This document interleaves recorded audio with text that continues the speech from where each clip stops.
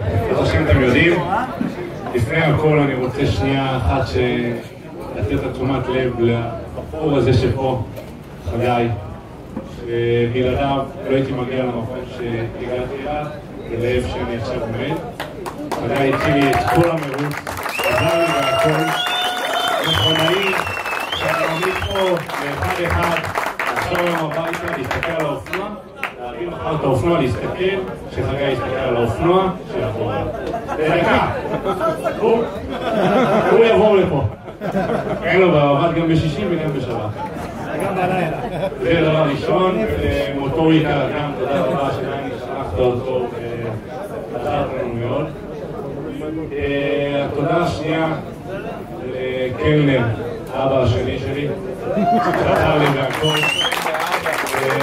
שכל דבר אפשרי, ומה שצריך, מההמלצות הכי קטנות עד ההמלצות הכי גדולות, ואני חושב שזה גם עזר לי המון.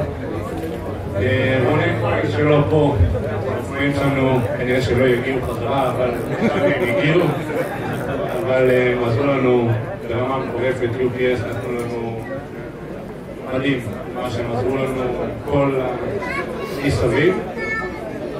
זה היה מוטוספורט, שעזרו לנו הכל, אבי, נעמן ועומרי, שעזרו לי המון, וכל מה שאני צריך לא קיבלתי פעם אחת לא.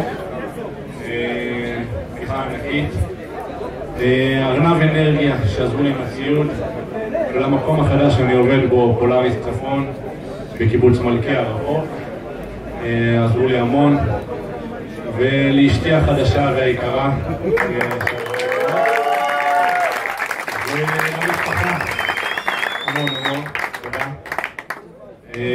ותודה לכם שריגשתם אותנו ברגע שהראינו המטוס וראינו אתכם ועשה לנו חבל הזמן ונתנו לנו דרייב למרוץ השנה הבאה. זהו, אני מקווה שספטמבר אוקטובר עוד לפני הצהרות ניפגש באזור פרקיש לאיזשהו אירוע, לא אירוע תחרותי, אירוע נחמד, הכל בסדר. וזהו, תודה ענקית לכולם, לכל מי ששכחתי ולמי שצריך, ולחבורה המופלאה פה, שזה היה אחד פה. ודבר אחרון, ג'ייב לא דיבר כל כך, אבל אני רוצה שתדעו שהוא הולך להיות הג'וני ווקר הבא של ישראל.